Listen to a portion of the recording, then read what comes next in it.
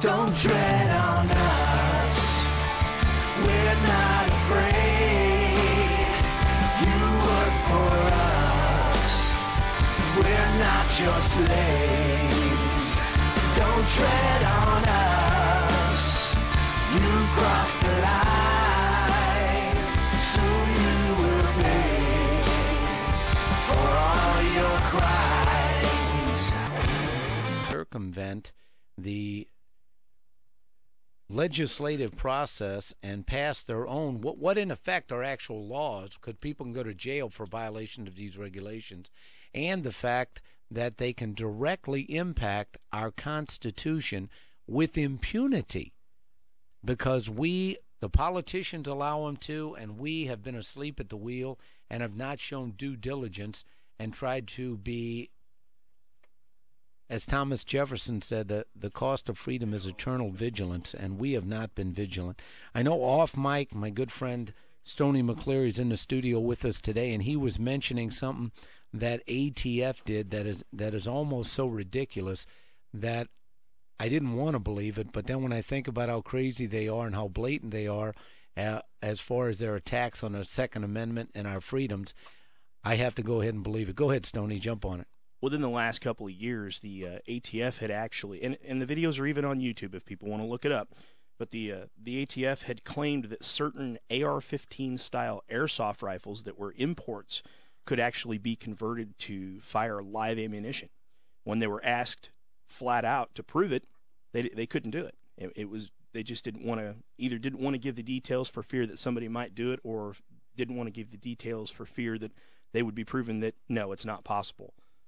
Well, obviously it sounds so ridiculous that could even happen. But for sake of argument, let's say they're right. It could be. All right. So now, once again, our rights are being taken away of owning property without any probable cause that we're going to commit a crime with that firearm. So it's no longer Matt Canovi bought an airsoft gun and turned it into a real firearm to shoot live ammunition. So, Matt, you should go to jail because you did that. It's, Matt, you bought a soft air AR that could be turned in to a real firing weapon, and you never did. So we're going to lock you up and send you to jail for what you could do, not what you did.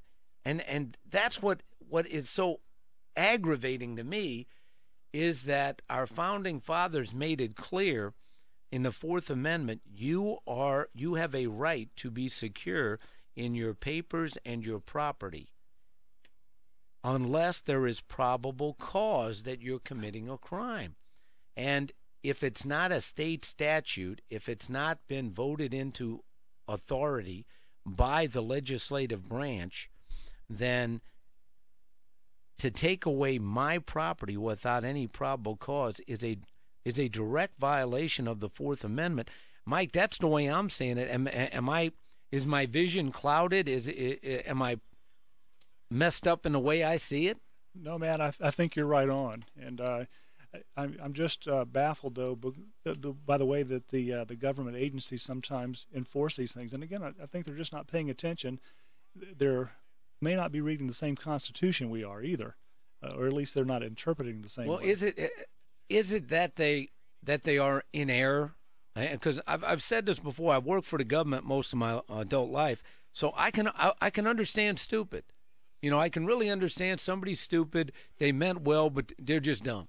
Okay, I can forgive dumb, but this is such a blatant, obvious attack on the Second Amendment and on the Fourth Amendment.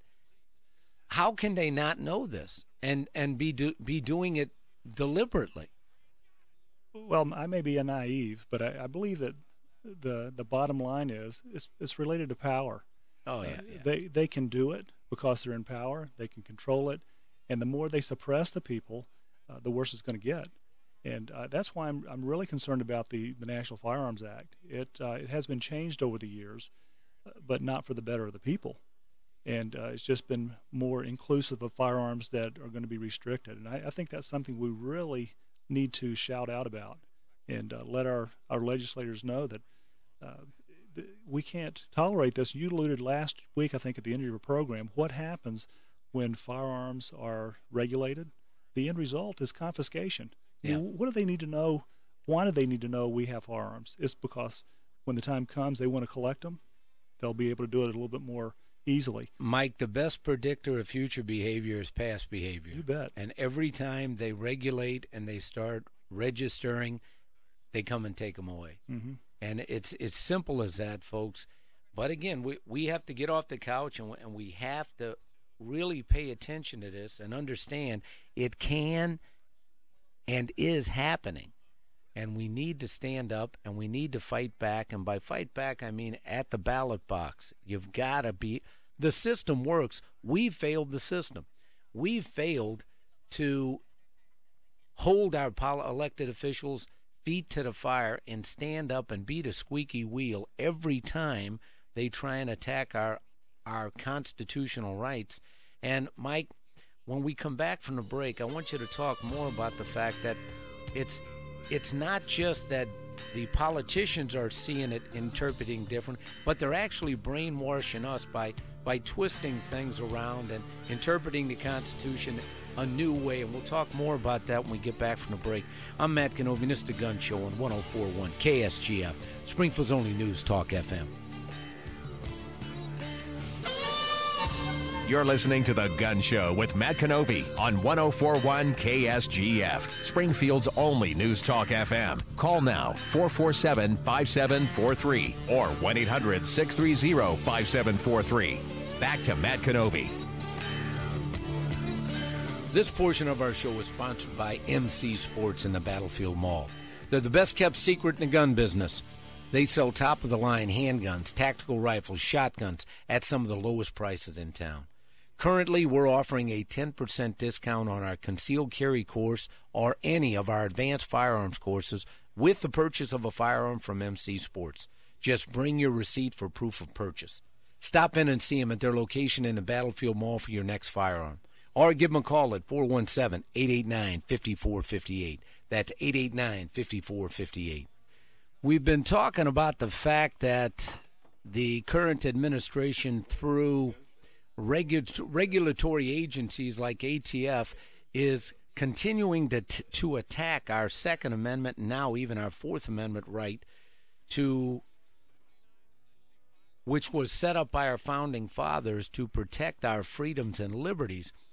And before we went to the break, I had talked about the fact that the news media is complicit or compliant with the fact, with this whole movement of disinformation, and they're trying to brainwash our young people into believing, and I have to say they've been pretty darn successful at doing so, in the fact that the Second Amendment, and our founding fathers put that Second Amendment in because we hunted back then, and back then that was a means of sustaining your family, so therefore you had to have a firearm to hunt and bring food in for your family. And nowadays, that's not really a need anymore. Therefore, we can control firearms as long as they only have a sporting purpose.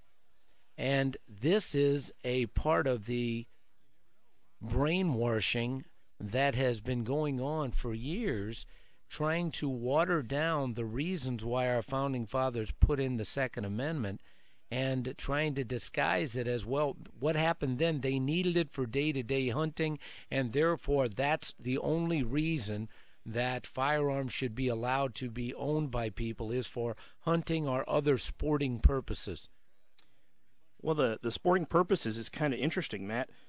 A lot of people don't realize that the U.S. Attorney General has the sole power of deciding what firearms can be imported.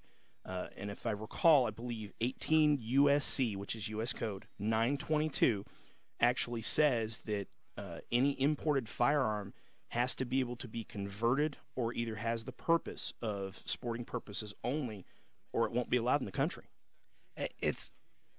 Guys, maybe I'm reading wrong, and I know I've got that dyslexia thing where I switch numbers and letters around, but where in the Second Amendment does it say anything about the right to own and bear arms for sporting purposes? I don't see it anywhere. And I know, Mike, you found some more information as well on the Second Amendment and as far as the militia goes. Yeah, sure did, Matt. First, let's have a little history lesson. I think we can get back to what the Founding Fathers really intended. Back in 1623, I thought it was interesting to find that the state of Virginia, the colony of Virginia, forbade its colonists to travel unless they were well armed. That's pretty interesting. In 1631, it required the colonists to engage in target practice on Sundays. They encouraged them to bring their pieces to church with them. And then in 1658, it required every householder to have a functioning firearm within his house. And in 1673, it even went as far as to offering to those who couldn't afford a firearm to purchase it for them, with the intent of them paying it back when they were able. Now, I think that's pretty clear that our forefathers really wanted everybody to be armed.